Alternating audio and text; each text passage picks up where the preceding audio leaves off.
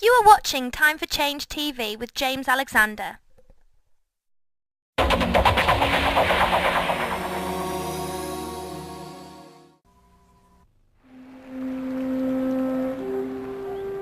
was born in a little town called Hope, Arkansas, 3 months after my father died. I remember living in that old two-story house where I lived with my grandparents. I remember going to my grandfather's grocery store and a big jar of Jackson cookies that were there on the shelf. It was a wonderful little small town where, you know, it seemed that everybody knew everybody else. And it was just segregated like all southern towns were then. And I remember my grandmother and grandfather opposing the closing of Central High School to keep black students out. They were for integrating the schools. It was interesting. My grandfather had a grade school education.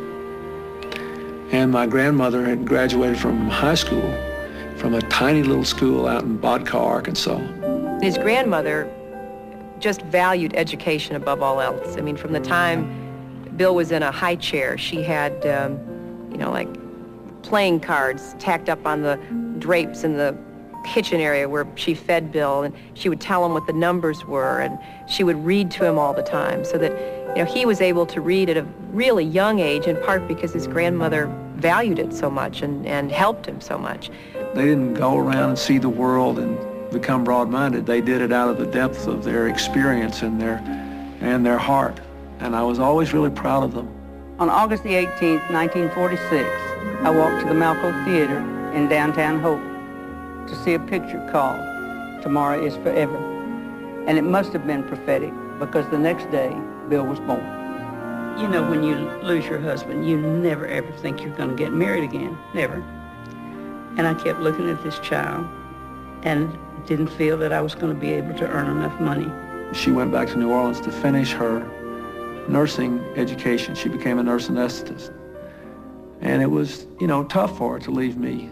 And during this time she was away, one time my grandmother and I went down on a train to visit her. I remember we pulled out of the station and my mother kneeled at the side of the track and cried because she felt so bad that I was leaving. It's one of my most vivid memories of childhood. Some people think that Bill must have been born wealthy and raised wealthy, you know, that he had all of the privileges that you could ever imagine. Well, you know, instead of being born with a silver spoon in his mouth, he was really born into a house that had an outhouse in the backyard.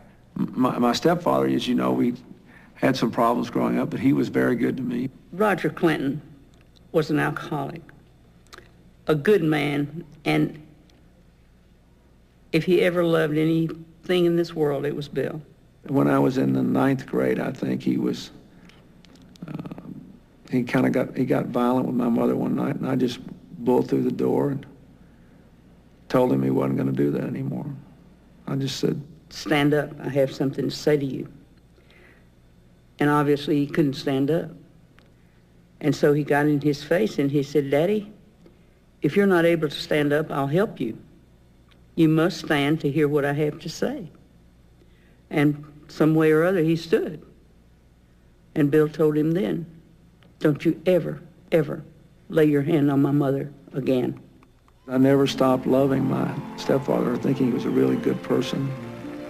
And later on, I wish I'd known more about human psychology as a child than I did, because I came to realize that he was a good person and that the problem was not that he didn't love my mother or me or my brother. The problem was that he didn't think enough of himself. My brother took over the leadership role in our family when he was just a kid. In old pictures, it seems like he always had his arm around me. When I was first starting school at the age of 5 or 6, he went down to the courthouse and had his last name changed to the same as mine. You know, I have to smile when I hear my brother say in the campaign that we have to be one country, because that's the way he's always felt about our family. Religion was really important, and church going was really important to the two of us. He loved singing the hymns and the gospel music, and even to this day, it's an extremely significant part of his life. Bill was always interested in current events. One morning, he couldn't have been more than 7 years old. He read where Arkansas was on the bottom in education. He remarked to me at the time, "Did you know if Arkansas will let me, one of these days I'm going to get us off the bottom?" Well, you know, you don't pay a lot of attention to a child saying something like that. It was in July of 1963 that I went to Washington and met President Kennedy at the Boys Nation program. And he came out and, you know, made a few little comments. We were all standing there in alphabetical order, so Arkansas was near the front of the line, and I was the biggest kid there. So I made sure that I got to shake hands with him. And I remember just thinking what an incredible country this was, that somebody like me who came from a little town in Arkansas who, you know, had no money, no political position or anything, would be given the opportunity to meet the president. When he came home from Boys Nation with this picture of John Kennedy and himself shaking hands, I've never seen such an expression on a man's face in my life. He just had such pride. And I knew then that government in some form would be his goal. I was raised in a time when mothers would say they hoped their children would grow up to be president. I was raised to believe in this country, to believe in this system, to believe that elections were good things that gave people a chance to have their say and change the course of events. One of my earliest memories is of my brother reciting Martin Luther King's I Have a Dream speech by heart from beginning to end. It is a dream deeply rooted in the American dream. It's the greatest political speech of my lifetime. It was so powerful, it was so true, it was so moving, it was such a wake-up call for the country. I was heartbroken when Martin Luther King died. Washington burned. I was in school there then. I drove supplies down into the burned out part of the cities. It was a terrible time. And it just broke the hearts and spirits of millions of people. It was only 2 months later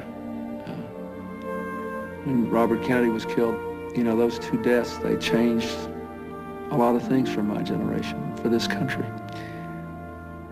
And if both of them had lived, I think the last 20 years would have been a lot different for America and much better. The first time I ever saw Bill Clinton, he was standing in the hallway outside the law library at Yale, which is this wonderful Gothic structure, and he was surrounded by all of these fellow classmates who were trying to convince him to be on the Yale Law Journal. I said, look, I'm going home to Arkansas, and I'm not going to get a big Wall Street job. I'm not going to go clerk on the Supreme Court. I'm going home, be a country lawyer. I don't know if I want to be on the Law Journal.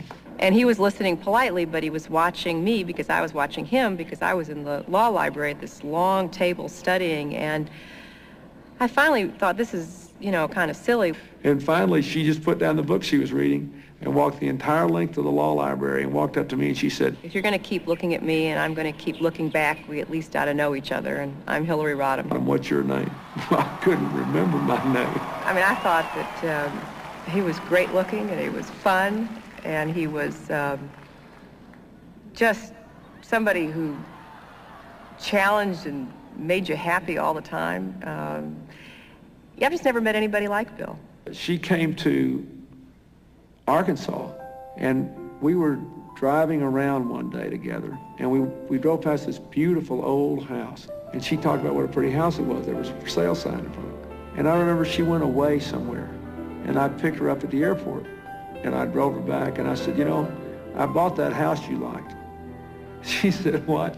I said, that house you like, I bought it, so you better marry me because I can't live in this big house by myself.